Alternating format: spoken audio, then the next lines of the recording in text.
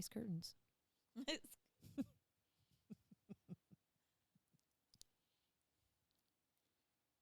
Welcome back to another episode of the Blitz Break. We're back for week 2. I'm your host, Phil Rasmussen, and as last week, I'm joined by Julie Shroyer, longtime title and mortgage representative and social media influencer. Welcome back, Julie. Thanks for having me. It's exciting to be here. And as always, my partner in crime and longtime mortgage leader here at Big Valley Mortgage and a Texas native that brought his Texas charm to California many years ago, Buzz Howard. And my accent. Your accent too. Good to have you back, bud. And joining us today, our guest for the week, we have JoEllen Brooks, a longtime real estate agent, industry veteran of real estate and mortgage, moved up to the greater Sacramento area in Dorado County a few years ago with EXP Realty, and a top producer in Dorado County and a digital creator as well. Welcome to the show. Welcome. Thank you. Welcome. Thank you for having me. First guest on the show, so it's a big honor. Am I the first yes, guest? first Oh official my guest. gosh. So You guys no didn't pressure. tell me that. No pressure. We didn't want to scare you off. That's awesome. Thank you. Done a few. I am honored. We're excited. So would love to kind of start with, tell us a little bit about your story, your background, and how you became a top producer in the El Dorado County area so fast here. Thank you so much. We moved up here in 2022, Cameron Park area. And I started with Keller Williams in Walnut Creek. I moved up to Cameron Park saying, what am I going to do? How am I going to get clients? I'm a newbie. What do I do? So I started with postcards, and my little boy was playing soccer at the time. And one of the moms said, I think I got your postcard. Are you a realtor in the area? Is this you? And I said, yeah, that's me. I saw you on the Nextdoor app. And so pretty much I started using this platform called Nextdoor. It is an app that's basically neighborhood based. I think you're on it, right? Yes, I am. Are you on Yeah. it, Julie? Yes. Yeah. I'm downtown, and it's really active downtown. It's crazy. Yeah, it's so crazy. And I just said, you know what? I told my husband one night, I said, I think I'm just going to start being present on the Nextdoor app as much as I can, kind of like you would do Facebook, Instagram. However, this is hyper local in your neighborhood. And I was able to build visibility pretty quickly. That's fantastic. That actually kind of breeds like a deeper question. I mean, how do you break into a market that is so new? I mean, you just kind of described the thought process around it. And certainly Nextdoor is about as conversational as you can try to create an environment. But right. What was was that not only kind of one of your primary sources, but what was your overall philosophy on how am I going to actually crack the code of becoming a quote unquote local expert when you moved here just, in a short time ago? In a short time. Well, I did. I worked with a lady named Krista Mayshore out of the Bay Area, and she's a big time producer. And I took a lot of her courses, and her courses taught how to build visibility on Facebook and Instagram. And I was thinking, okay, well, that's already tapped out, and you can't really be hyper local and put your zip codes and be seen right then and there. So I was like, but I know the Nextdoor app, I can do this. And what I did was I started with community first. So I had my first ice cream social 4th of July. Got a bunch of its, went down to the local park, put up my pop-up, handed out flags and ice cream and posted it on Nextdoor. And people came down. Then I took all that content, put it onto Nextdoor and said, it was so nice meeting you neighbors. Thank you for coming out and seeing me, grabbing an ice cream. So that went into content, got engages and comments. And then I did a popcorn movie night in our front yard, and we passed out flyers, posted it on Nextdoor, handed out popcorn. That was a lot of fun too. So I started with community. After that, I did a women's purse drive during Women's Month and asked all the neighbors if anybody could donate some purses to women in need. I collected over 300 purses. Wow. Had a women's event. Wow. Was nominated as Woman of the Month from Where do you take them? to give Dress them for Success, a nonprofit organization here in Sacramento. Oh, okay. Yeah. Oh, that's a great cause. I want to add that as a former resident of El Dorado County, that market is so they have a lot of veterans in the real estate community who have been there for years. So getting where you've gone in such a short amount of time is so incredible. I just have to tell you that. Thank you so much. Yeah. it could be very intimidating, especially when you walk into a new broker meeting and you're the new girl on the block and they're like, where are you? Who are you? And you're from the Bay Area. Okay. You're already in trouble when you're from the Bay Area. Yeah. So it was like, I had to say a few things like, I'm here for the long haul. This is my beliefs, and I'm ready to put boots on the ground and take some market share up here. And I put my head down, didn't think about anybody but what I was going to do and how I was going to do it and help people in the community. And I mean, I can sell 20 acres. I can bring in septic. I can bring in, know how to do a perk test. I know I can wear my boots now and sell raw land. So, what areas in El Dorado County do you specifically focus on? I know you can sell the entire county, but do you have certain niche markets that you work? So I would say my niche market would be seniors. Okay. And helping them downsize and transition to assisted living or wherever they might go by bringing in the senior move managers, senior packers. So I bring a whole team in and I will interview them with the clients so that they can have a smooth transition to their next home. That's really cool. Do you bring in, for the seniors, do you bring in any kind of reverse mortgage information? Oh, absolutely. So when I go and talk with a client and I find out maybe they're not ready to move just yet, let's say they need care or whatnot, we'll talk about bringing in a reverse mortgage specialist to help them age in place for the time being, if they can do that. And I have the hard conversations, well, my kids don't want me to do that because they're not going to have their inheritance. Yeah. And, well, the kids need to either step in, come and help, pay for the $32 an hour care, or let the parents live off of the equity that they've built all of their lives. And at the end of the day, you will get your inheritance. There will be something left. Absolutely. That's a very common topic, and on the mortgage side is just what a reverse actually is and what that means. I think. I think a reverse mortgage is great for a lot of people are really scared of it for the exact reasons that you mentioned. Right. And I'm actually out there educating them on this is not the old reverse, this is the new reverse, and this is how it works. And then bring a specialist in who can actually take over. Yeah, that makes a lot of sense.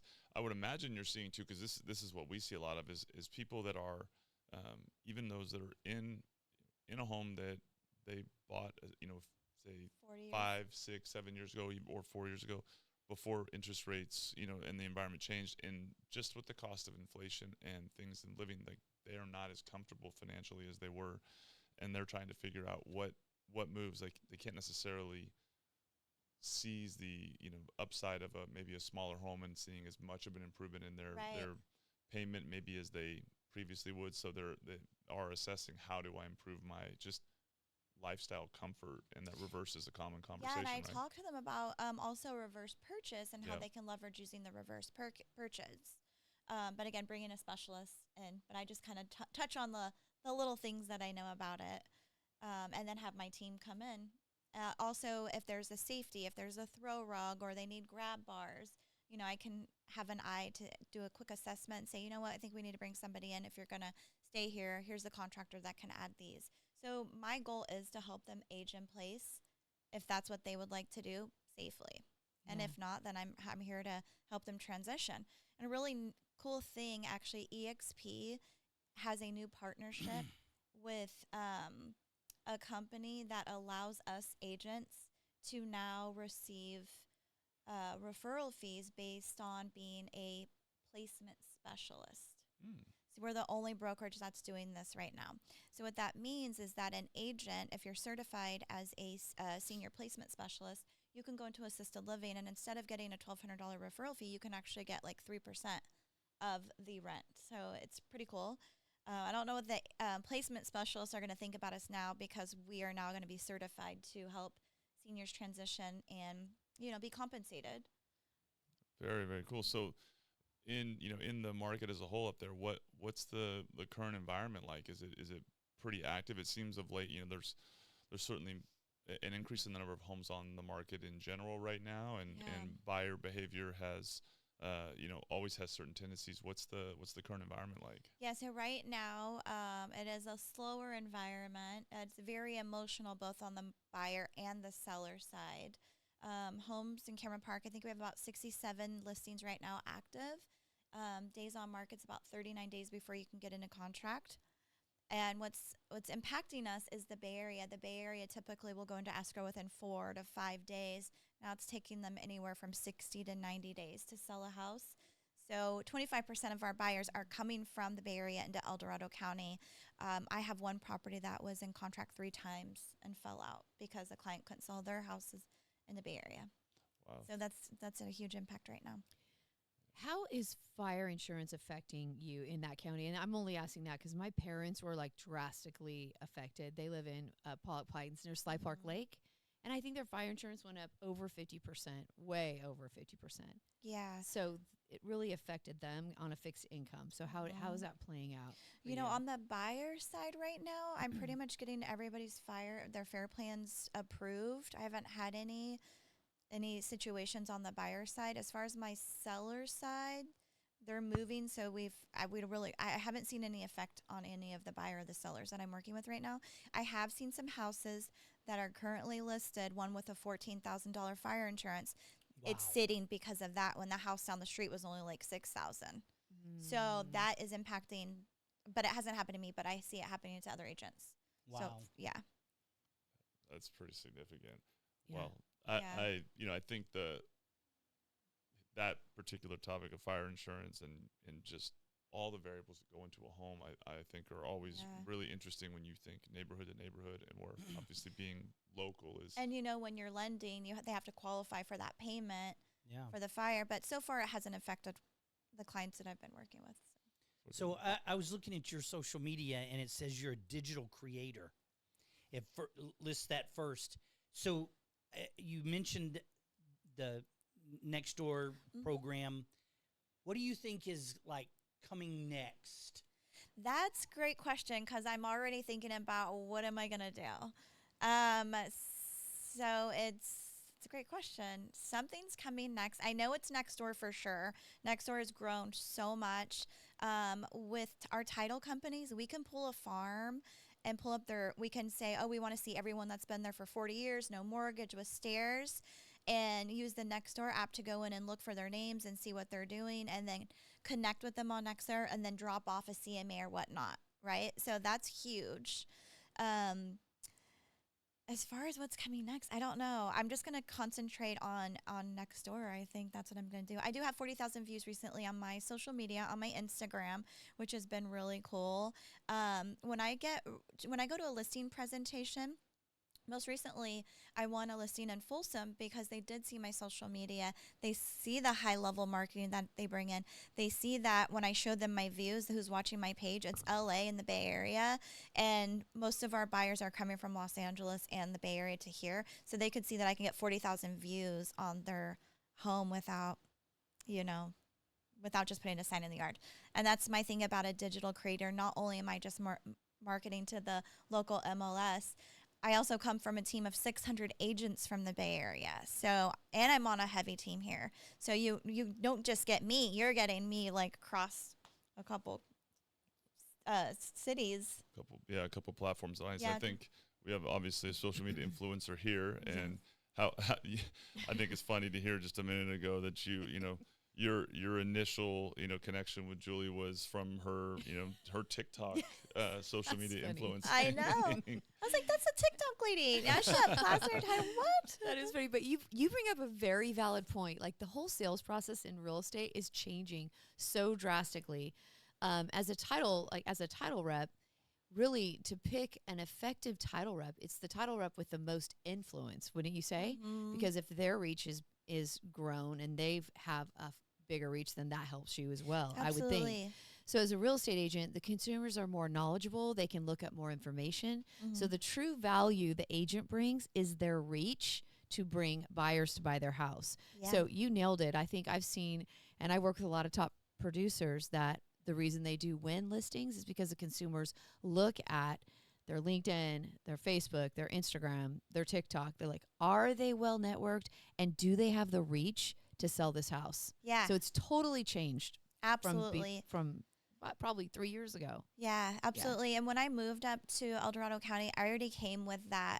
I was already doing video, high-level marketing, photography, video commercial style, selling your home.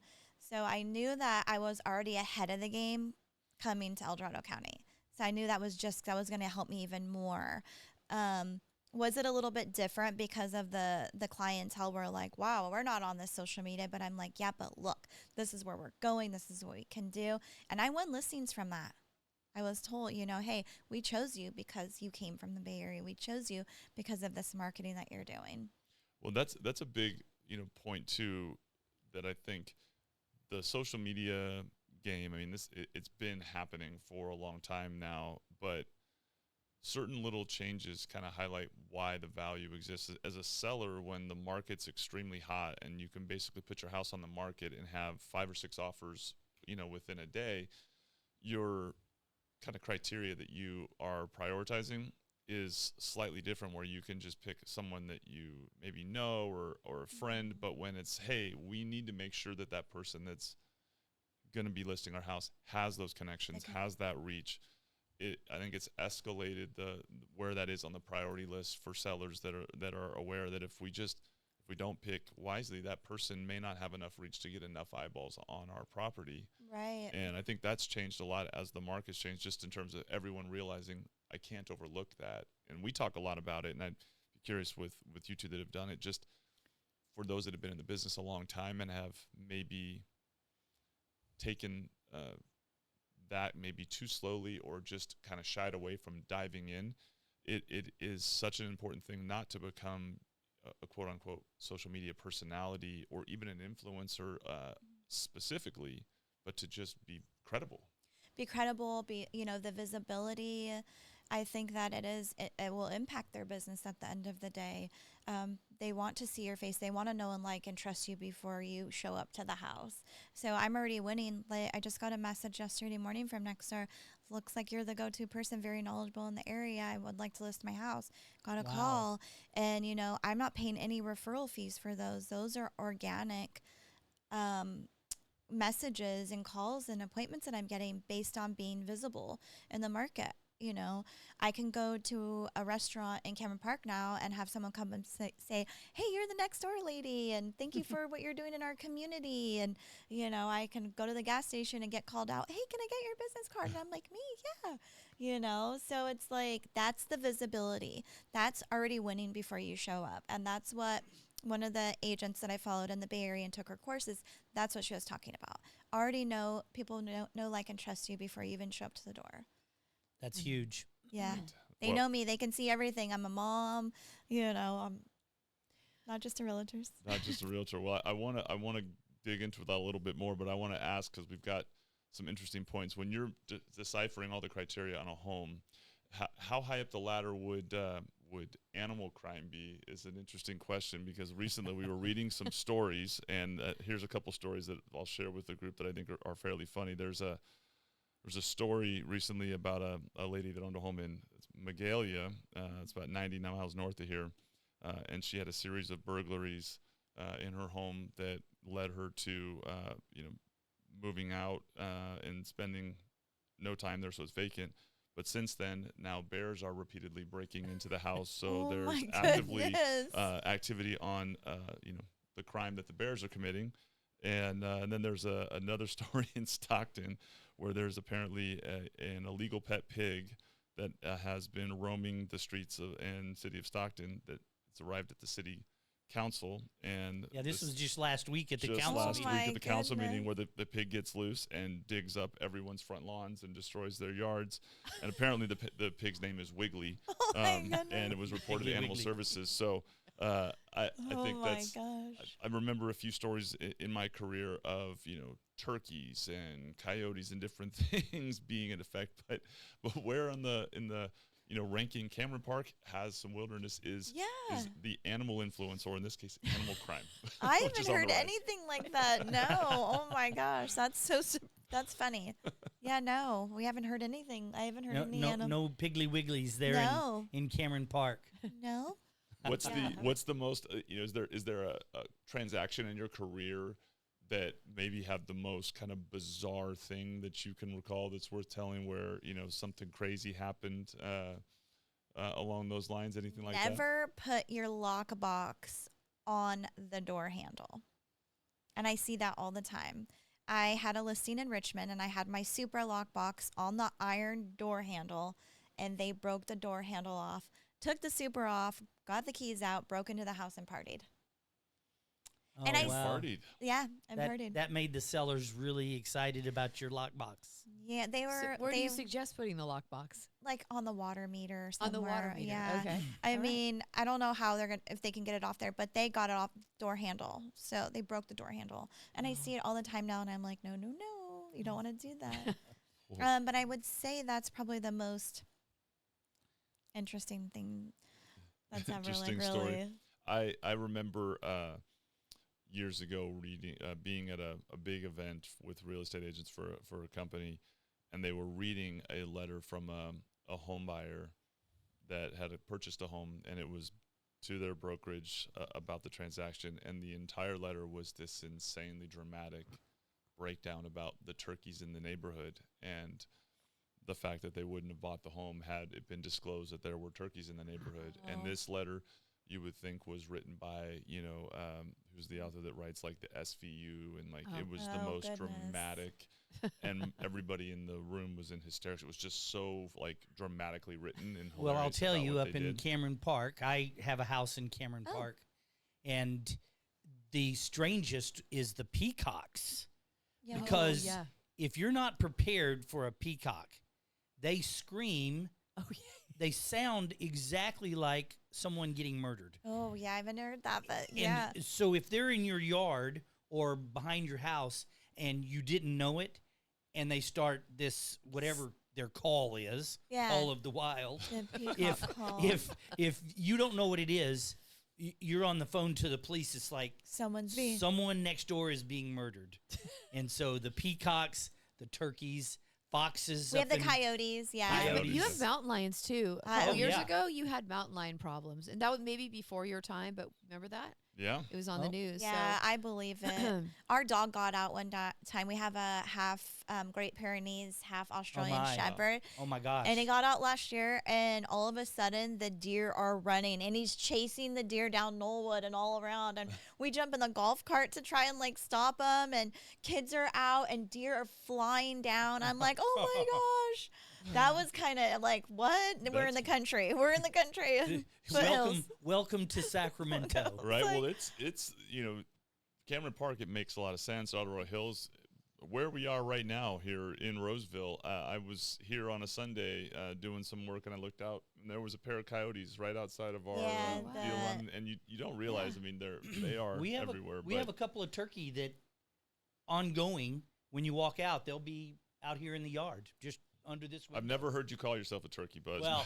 but the on like social media wise, kind of shifting gears a little. You two, I mean, your page has lots of creative stuff, and certainly yours is.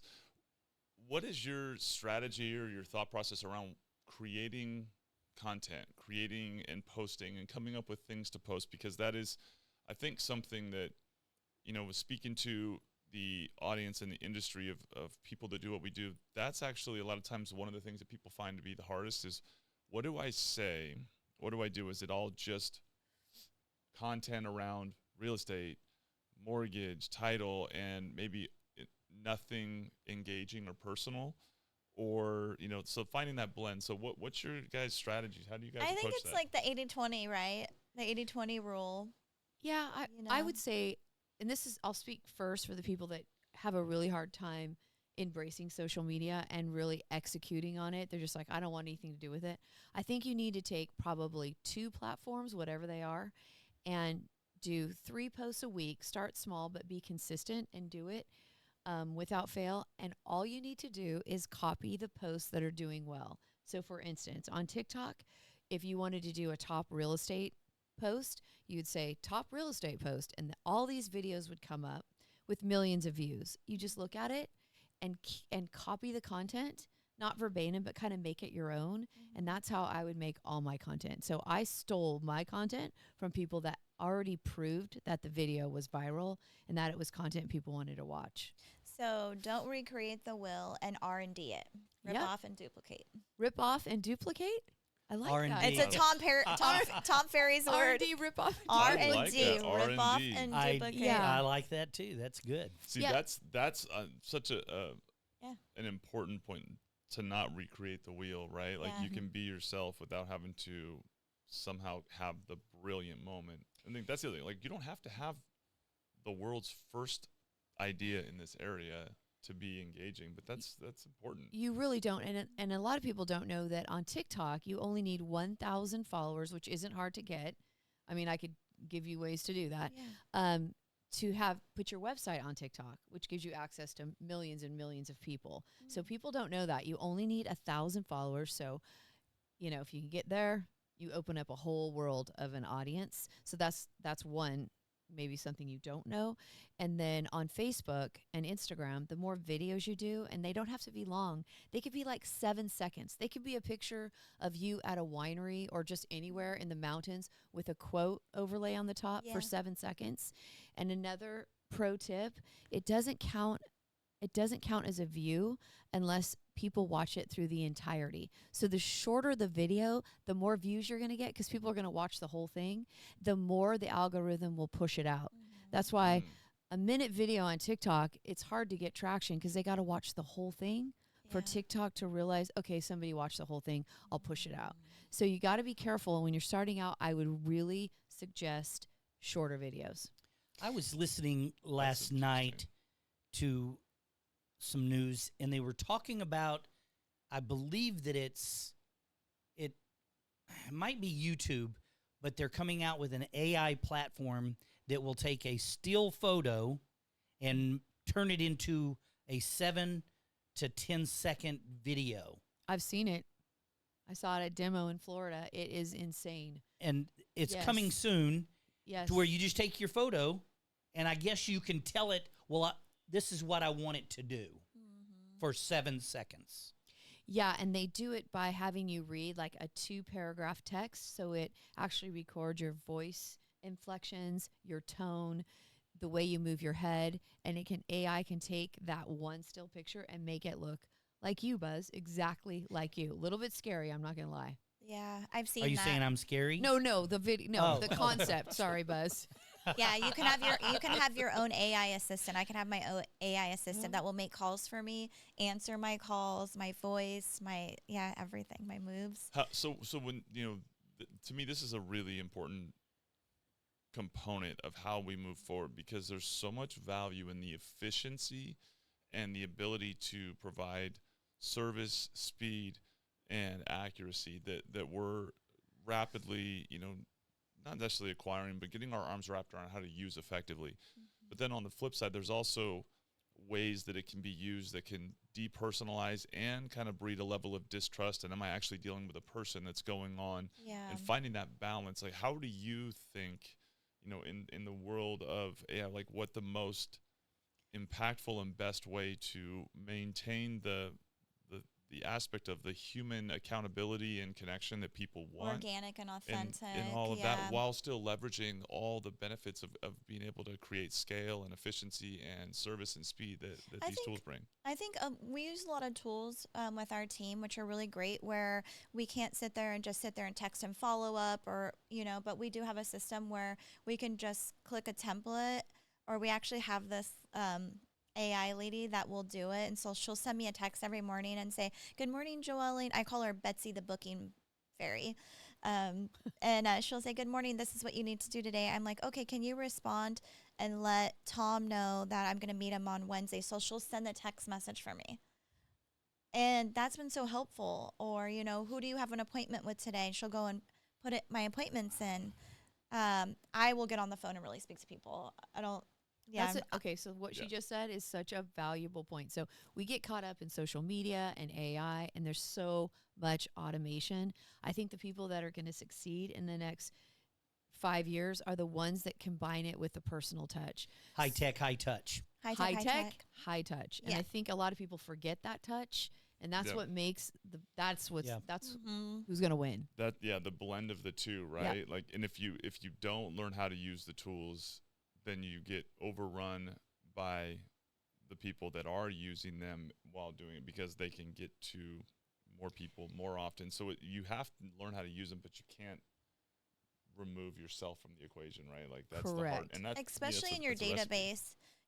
You don't have time to touch them every day, but if you can do that text and have AI send it out, your AI bot, that's going to help you because future's in the follow-up, and then you get the response, and now I pick up the phone. Correct. Exactly. Yeah. And I think I said this in the last podcast, but some people's lives change every 90 days, spiritually, emotionally, financially, whatever it is. And if the more times you're in front of them as the lender expert, as a real estate expert, as a title expert, you win. So again, getting more top of mind, getting more in their face. The people that are connected on social media, I didn't mention this too, video. When you do a video on social media, your SEO goes through the roof. So your name, if you do videos, comes up so much more if you tie video to it. And now with Google. Yes, with Google. Yeah, now Google loves video. Yeah. I recently did a video, and it was very authentic, genuine, and it was one of my best videos. I think I have like 5,000 views with 200 shares and 300 comments. And it was actually myself taking down a sign on a listing that didn't sell. Out in the country. Yes. I saw that video. It was a country road. Yeah, out in Shingle and Springs. you were saying you were taking down your sign and walking back to your car. Was that was you? That wasn't was it? me. Yeah. You saw that? Success Oh story. my gosh. Yes, Yeah. and I didn't remember who it was. Yeah. Isn't that funny? That's so cool. You said something. It said something like I gave 100 no shame. You gave 100% effort, but it It it's didn't not end in a always sold. Yeah, it's not always about something. And but Yeah. that was a good. It was actually I watched the whole thing, so I'm one of your Thank views. you. That's so cool. That's awesome. That is is- a proof that's of hilarious. concept right Yeah. That's there. hilarious. It Yeah. was like, I had listed this home 2 times, and the seller was standing firm in what she wanted. We weren't able to get those numbers. And so I took my sign down for the second time, and I said, this one isn't ending in a sold, but that's okay. This is the reality. Don't be ashamed, because a lot of agents are embarrassed and ashamed that they didn't sell the house. So it's the mindset of the way you think about it. But I said, at the end of the day, this is not going on a new listing. So when one door closes, another one opens, and let's start sharing the real things, and don't hide that inside or internalize it as if it's something bad. It was a great. It was actually you. a great little video. Thank See, you that so that much. touches on that is brilliant, because it's also memorable because everybody has to deal with the fact that the mass, and by mass I mean almost entirety of social media, is people presenting the The good Brady Bunch picture perfect version of what the world is. So when you see something that clearly is real, that isn't in that vein, it's very memorable, especially. Yeah. So that's very, That's very cool. exactly what I was thinking. Was this is probably one of the first times I've ever seen anyone show that it's okay. That's so cool. That I love that. yeah. Thank you. I'm glad I Yeah. mentioned I this. wish that I had remembered it was your name. Yeah, That- this is That's amazing. so cool. Yeah. Yeah, I mean, Great and there's story. times like files don't end up making it to the finish line, Oh and you my spend gosh. a lot of money. We spend a lot of money and time. That's why it's like, be nice to us, because we're, doing things before we even get compensated, and we're doing it, and we're dealing with a lot of stuff, a lot of hard work, a lot of emotions, and Absolutely. Well, and What a and great message. the Thank the you. importance of dealing with all of those things is heightened when people realize there are more challenges, right? I mean, it's like it's like kids with parents. A lot of times they're off on their own until they need mom and dad, or like it's easy to not value something or someone until you need them, and really same lending, mortgage side, like when you need and you see the value that we provide, it's easy to really appreciate it. But when you put your house on the market and it sells with 12 offers, everybody's like, well, anybody can do that. No, right. there's a lot of work in it. Yeah. So we're all in terms of the market, we've all been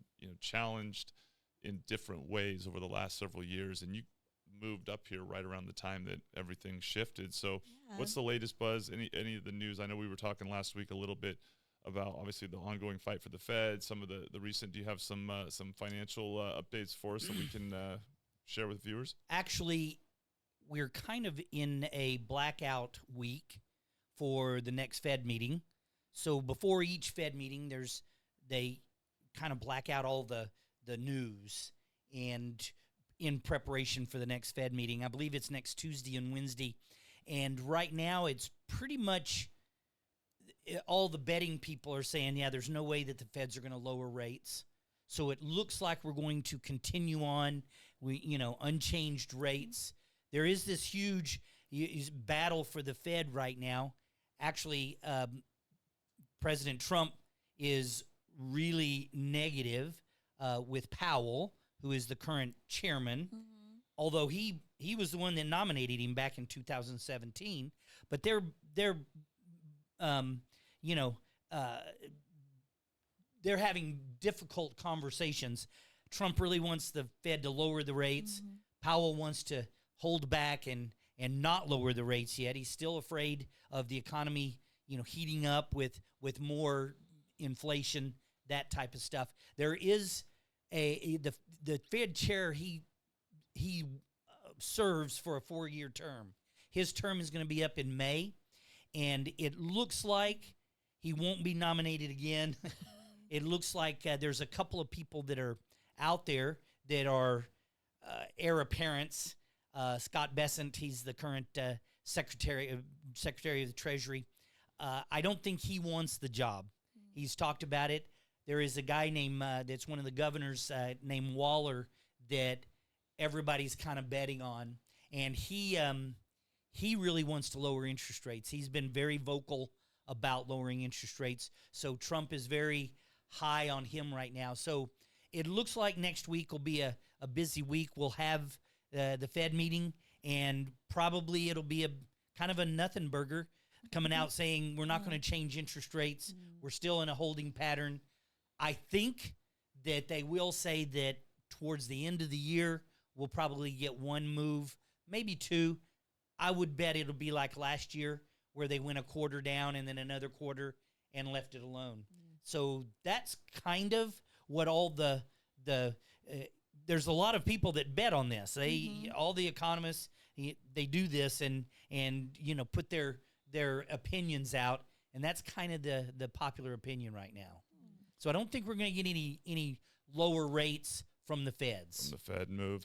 Well, I know we're all anxiously waiting because we've been waiting for some sort of a break since all the changes that would trigger some sort of a move down. We've had some ebbs and flows, but the four of us in here and all of those of us that are in the industry are all kind of recognizing that over the last several years, all the market share that you've grabbed and we've grabbed, and that there is a backlog and a buildup that's occurring where activity is gonna really kind of get like a dam being opened when some things change, because these last few years have certainly changed things. I mean, right now a lot of things have evolved, but there's a lot more. The data is clear in terms of credit card debt and debt that's backlogged with people deferring maintenance on homes, different things where they haven't wanted to touch their current loans, haven't wanted to move from their houses, and have certainly at a lower rate moved. And when a little bit of movement happens, certainly all of us are going to get excessively busy very fast with and I'm already busy. Exactly. And that's the beauty of it, right? Is if you've carved out success in this market, because the life that people live doesn't stop. The world keeps turning and people are moving and buying homes, but the free flowing just kind of amount of people that have withheld, it's still out there. And so there is a lot more market share. So like you said, you're busy now because so many people have exited the business, right? That when the market turns, that's the payoff, is that there's going to be less of us to take care of those. But a few things have evolved, I think, over the last few years, and we were talking this week, and I'm curious if you've experienced it. Buy now, pay later has been a thing that has rapidly kind of increased in terms of standardized practice, and it shows up in the mortgage side a lot, where people will use it for the smallest things, and those are essential. Those are loans that we deal with, and we're seeing, in some cases, we'll see people using buy now, pay later for $25, $50, $100 things that create paper trail needs like a loan, and they don't realize as they're doing that that's what they're creating. So is it because you think they're just trying to hold on to their money? They feel like, it's in part that, but part of it is it's become a little more normalized habit. So they're doing, I buy now, pay later. They use the same thing and they don't realize, I bought a TV, buy now, pay later was kind of a thing years ago that I would see, but now it's, that's the card I use, or and so now they're doing just everyday transactions in it and not realizing when they go to apply for a loan. Like we had one the other day where they had, 30 some odd buy now, pay later transactions and little mini loans that they weren't aware of. So when they applied, it was paper trailing, all of that. But goodness. It's one of the interesting things that's going on. I'm curious what they're going to do to kind of corral that going forward. It is becoming a problem, because when we qualify someone, we use debt to income ratios, which is a comparison of your income compared to your debt. And so these buy now, pay later are showing up. Sometimes they show up on a credit report, but not always. Sometimes they show up on our asset statements, your bank statements. So it'll be this recurring debt. If I have 2 of your bank statements and there's a company name twice, well, the underwriter's going to ask about it. And the problem is that, especially if it's not on the credit report, exactly. The problem is, okay, we need documentation.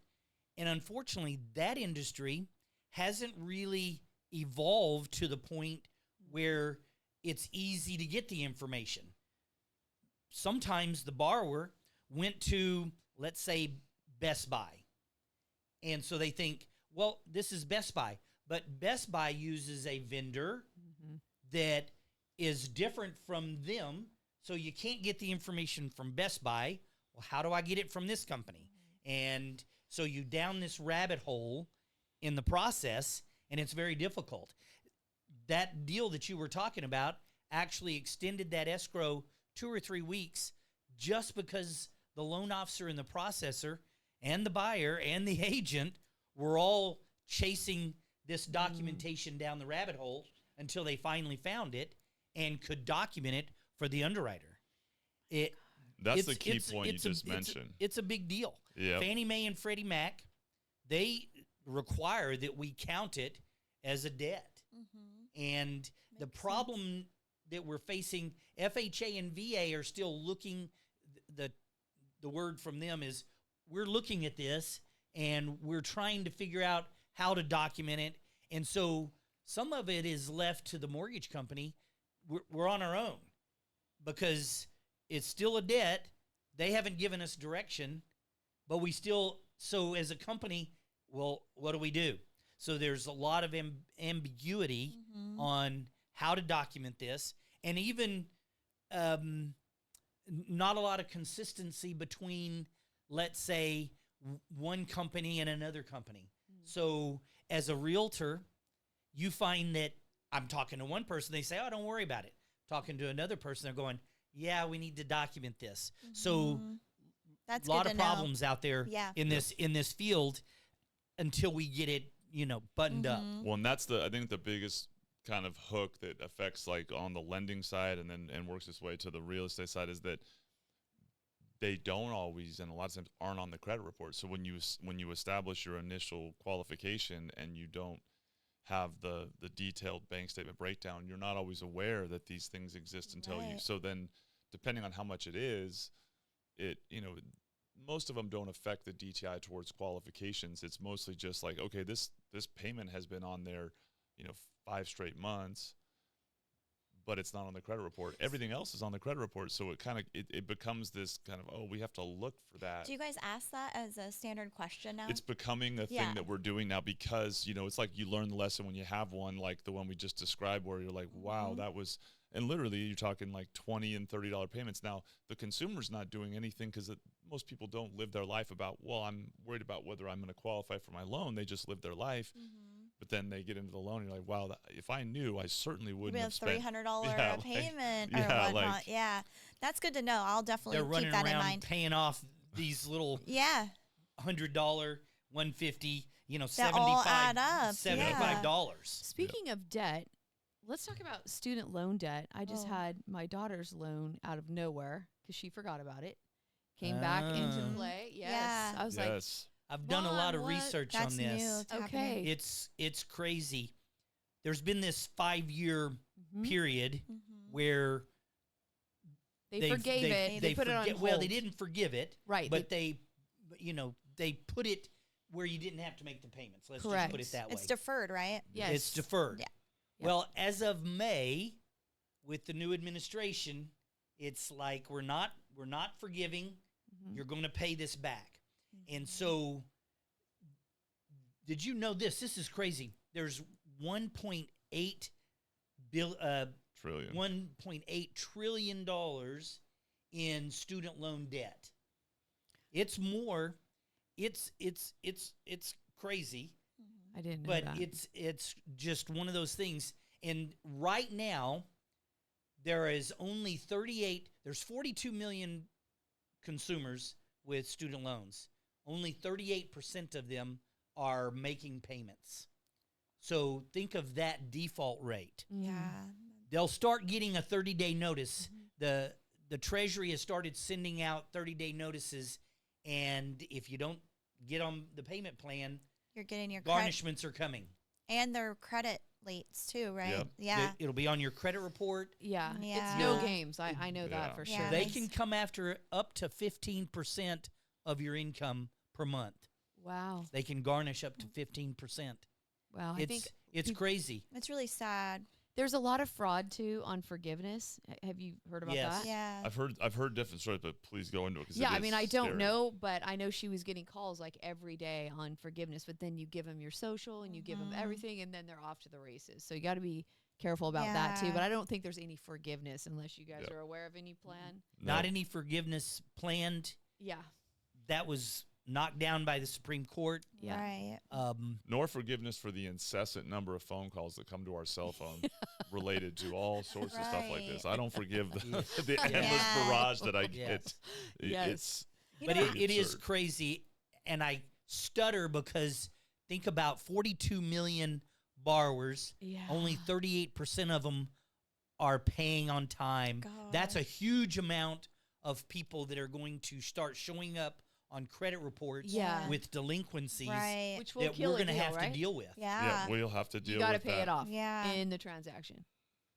They'll have to come up with something. Yep. They'll have to be They'll- they'll have to come up with some sort of a, when it becomes large scale like that, you start seeing brain trust come together and come up with ways to still make it work, or find workaround solutions so that many people don't become, kind of That's sandwiched into huge, yeah. unable to buy, because Right. that'll affect the real estate market as a whole. So the, likelihood that they come up with paths to resolve it certainly increase, but they also could lead to a lot more of Mhm. the programs that are more flexible in those areas. But Yeah. programs that are already, government-based loans are going to be that's a huge area, like, tied together. So yeah, those, the one thing in our business, right, is there's always something. There's always something new. Nothing is ever constant, and the changes are, incredibly consistent in that way that represent the inconsistency. But that's also what's kind of fun. I say there's never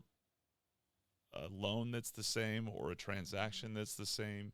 And you learn from everyone, right? Exactly. Yeah. And whatever you get into a rhythm on, you are almost certainly going to have to change up. But like you said, you become more experienced. More experience.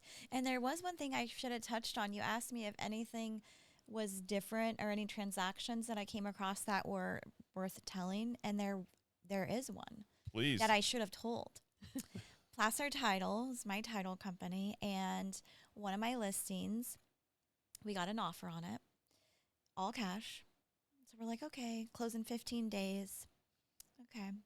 Well, I get a call from an agent in Rockland, and she says, I think we have the same buyer.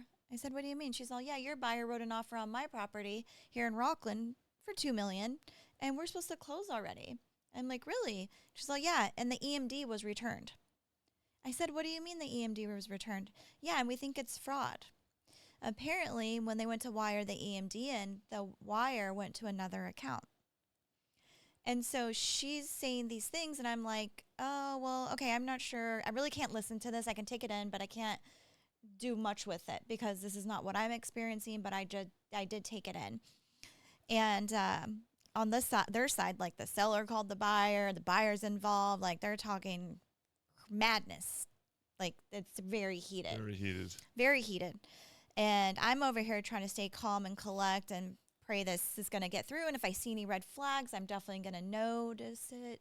You know, I looked at the bank statements for proof of funds and I'm like, okay, it looks good. I don't see any red flags here. I see where the money is coming from, you know, a stock account. He said he was an EA gamer. He was taking out his stock, cashing it in. Apparently he had cancer and he was buying these houses for his family. I did a background check on him, who he really was. With the agents that were bringing him in, I said, is this the guy that you're looking at? Yes, this is him, you know, because 8 different agents through EXP wrote the offer. I'm like, are you sure it's him? These are the people you're out with for the last few months. He's like, yes. I'm like, well, did you hear what's going on the other property?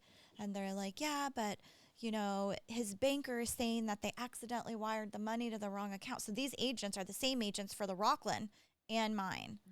And so I'm like, okay, still going through, giving them the benefit of the doubt, not, you know. And so next thing you know, I get a call from the inspector on the Rockland property. And the inspector's like, yeah, we're supposed to be doing an inspection on your property with these buyers, but these buyers haven't paid me yet for my inspection. And I'm like, well, what? I'm like, how is this happening? He's like, yeah, I guess they're going to come into my office and they're going to give me a check or pay cash. I said, well, where's your office? He goes, Yuba City. And I'm like, these buyers are from Fremont. He's all, yeah, but they're staying in, I can't remember the town they're staying in, but they're staying in some town near Yuba City in an Airbnb. And I go, oh, and I'm thinking to myself, I remember seeing a charge for an Airbnb in that town. So I'm like, okay, they're real people, you know?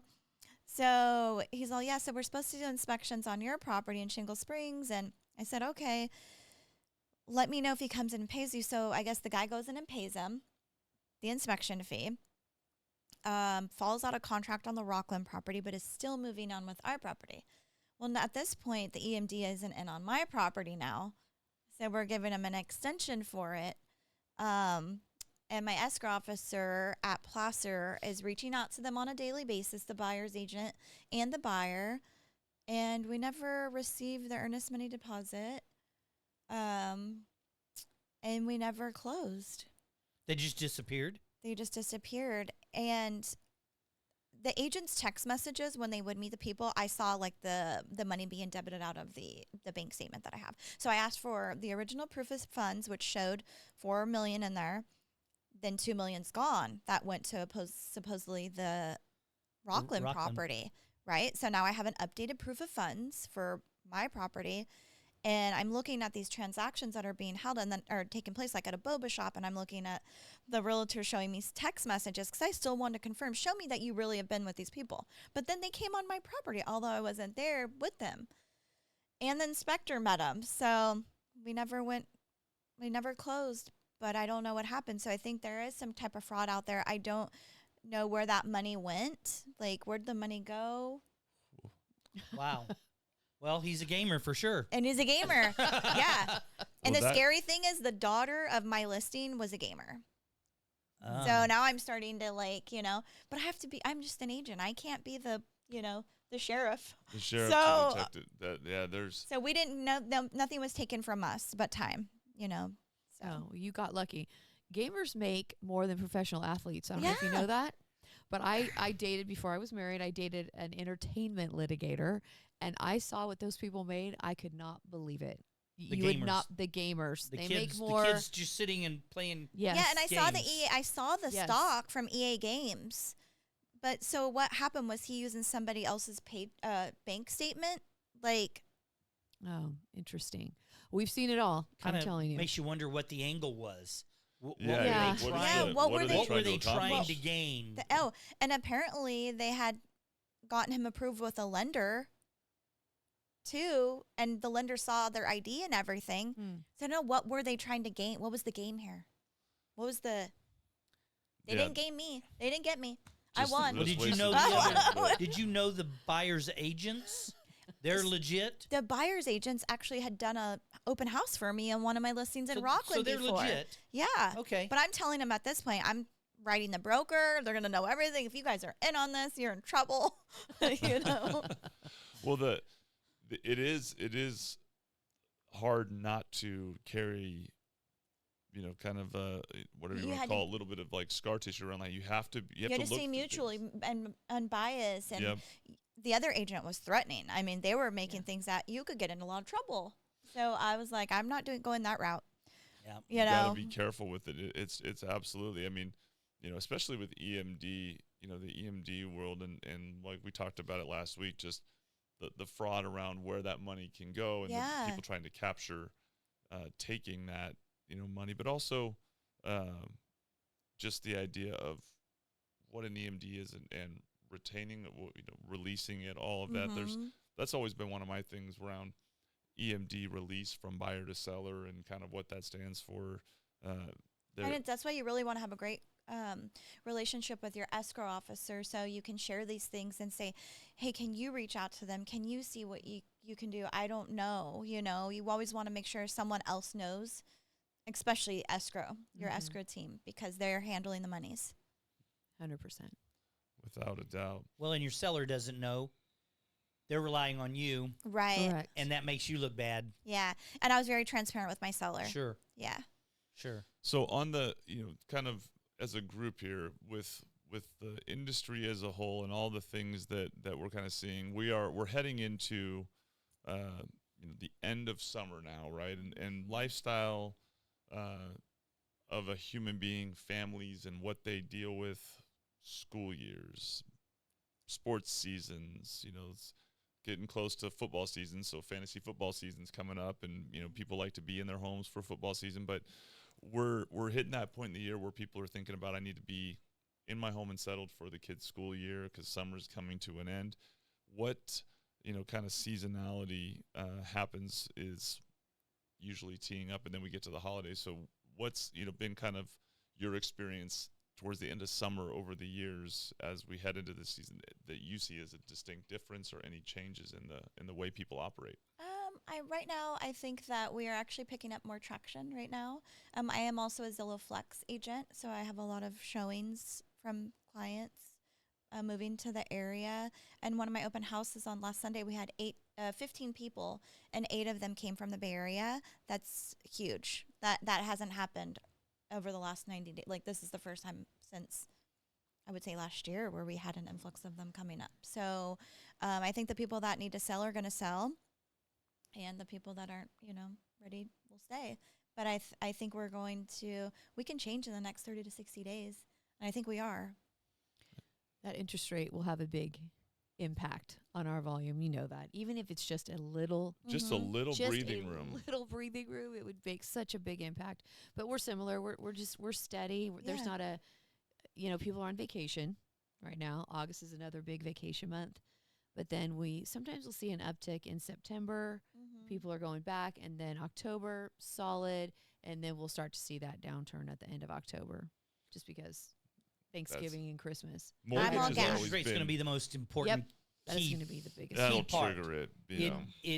If the interest rates would, like we said, just give us a little bit of breathing room, I It's don't gonna think we'd flood see the the gates. normal seasonality. Yeah. I think we'd see this pickup that would 100%. push us through the end of the year for sure. Well, Well, and I when- mean, I love the fact that the agents and the lenders are, we're putting the message out. Don't wait. Buy now. You're going to pay for more for the house once the rates drop. And so that message is keeping buyers steadily coming, because we don't have a slow, we're still moving fast. And it's the truth. I mean, if you're the one or two offers on a house now, you're going to acquire it at a price that is reflective of that. And rates drop, quarter, 0.5%, and there's 7 offers, you're going to pay more You're for gonna that pay more. house. And so the best way to optimize that scenario is to get that house at that price and then be in a position to refinance it down to that lower rate. And at there's that some point. great deals right now. I just got $30,000 off a week ago for clients that moved from the Bay Area up here to Placerville. $30,000.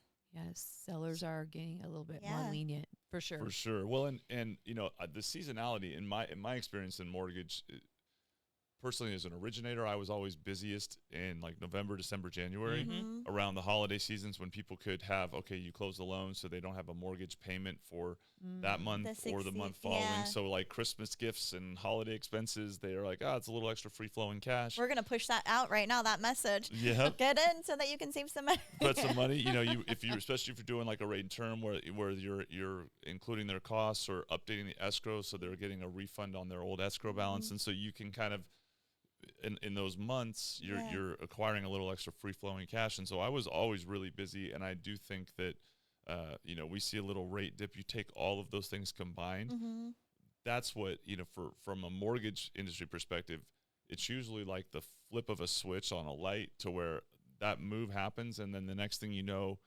it's do we have enough staff to get through it fast enough becomes like the instant kind Well, of just think deal. about the normal process that you're describing, and then you overlay this pent-up demand that's been out there for 3 or 4 years, where people have been saying, I'm just going to wait. They keep saying it's going to do this or that, so I'm just waiting. A lot of people have just waited too long. They've got to do something. They've got to move. They've got to pull the cash. So you layer all of those things. A little bit of drop would give us a heck of a boost. Give a big Huge boost. So on the messaging side, like you said, that's the message we're all sending, and it is the truth. I mean, I think we talked a little bit about this last week, but there is probably the hardest thing for consumers is that there is so much free access to information, and access to information doesn't always mean that that's accurate information. And or I'm the always truth. sharing my story. When I moved up here, we paid $60,000 over asking. We waived our contingencies, and I had to beat out 7 other offers to give back my commission. So it's like I've been in their shoes. So if you can tell your story, then they believe it. Yeah, that's important. I think Sharing your story. your story matters, and being authentic and genuine matters to be credible, and then also recognizing. I think talking messaging. My thing is that I always try to coach to, and just others, but myself. You have to. Why does it matter to the audience? Like, you have to figure out, why do they care? Like, what is it you're saying? Yeah. Like, What is it, the problem that you're solving? Yeah. What is the problem you're solving? I think that's the number one thing. That's how you should start your videos, by the way, what's with your the problem you're solving. Pro And- tip, Buzz. problem you're solving. I'll write Why it do I down. care? Okay. Like, if I'm going to watch your video, why do I Why? care to watch your Yeah. video? And I think a lot of times the average person, when they're trying to come up with content, is so consumed by whether it's insecurity about what they look like, what they say, versus like if you're solving a problem and you have something that's of interest, all those other things are totally not relevant, So I am amazed talking to the two of you who are as active as you are. What would be your advice to people in our industry that are trying to find their voice, trying to find what to say? I mean, you mentioned some great tips already, both of you, but how do I find who I am, and how do I get like a sense of my voice on that to get started so that I can would begin? say collaborate. Find some other agents that you can collaborate with. Find, if it's a realtor or even a lender, find another partner. Go to a house that's vacant. Do it with somebody. It's fun in the beginning, and it also gets you to where you're not so shy as if you can do it with people. That's how I started. I collaborated with our team. Yeah, and I think finding your passion, whether that's sports or animals or athletics or sporting good teams, Cooking. or cooking, that's a great one, or gardening, and build it around that so your passion's kind of intertwined in it, and I think it will make you more motivated to post. Another creative thing that I'm seeing, and maybe you have heard this was from a top agent out of Las Vegas just recently, and what agents are doing now when they're holding an open house, they're actually holding another open house for creators, and they're inviting creators from other brokerages to come and That's what film the house. Yeah, I've done and then that. their house gets all this exposure from all these creators, and it just boosts the SEO. It's a great idea. So no Yeah. matter what brokerage you work at, if you're active on social media, you'll get invited. Collaborating. Yes. Yeah, that's what I did. I had a really beautiful listing up on Salmon Falls, overlooking the American River and the Folsom Lake, and I invited all of the realtors in the area. Had the photographer there. We even had a boat. Everyone got to get on the boat. So, yeah, It's a great idea. collaborate. Yeah. That's super. an awesome idea. So Yeah. essentially an open house for creators to Even as a lender, you might be able to collaborate with the agent and say, hey, I can get some creators here to boost your listing, maybe. Yeah. It's an idea. Absolutely. You can even do a speaking. I've done a panelist where I've had all of the, an agent, different agents, and they were as panelists speaking. You could do that too at an open house or a vacant listing. Those are great. The idea of an open house for creators and giving a forum, especially if you've It's got the first time I heard of it last month. that's Yeah, awesome I've been doing idea. that for a while. Especially when you've got like when the asset is the house and you've got, like you said, a great view, you're on a lake, you got, and there is value for creators to be able to come and use that scenery and access that. And then they Brilliant. can post it out to their buyers. So it's a win-win for everybody. Yeah. Nice. I like that idea. Collaborate. I can see your brain going. Phil. My brain is going. That's a the phenomenal. I can the help wheel- you. I can help Yeah, you The with some hamster events. wheel is Yes. turning. Yes. Which means trouble for me and Justin. That it is. It is. It's not always turning with good ideas, but every once in a while I'll pick up a good one and stick with me. But yeah, those are great. Well, this has been super, super enlightening and a ton of fun. Thank you very Thank so much for you. joining us today Thank too. you. This has been a Joanna, blast. I keep going back to that video. That's It's so funny.